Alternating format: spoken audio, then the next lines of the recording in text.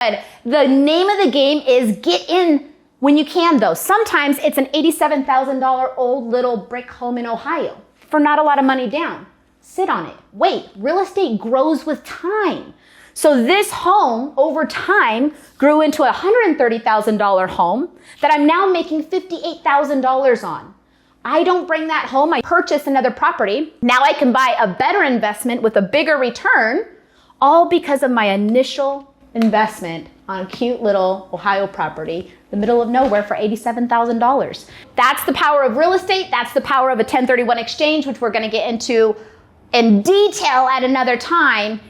And truly, that's the power of a portfolio and constantly reevaluating your numbers and reevaluating. And I think the end goal is always to be growing your passive income. So that's something you need to be doing all the time. Reevaluating your numbers, reevaluating your assets, and constantly seeing if you can shift those puzzle pieces around to grow more passive income.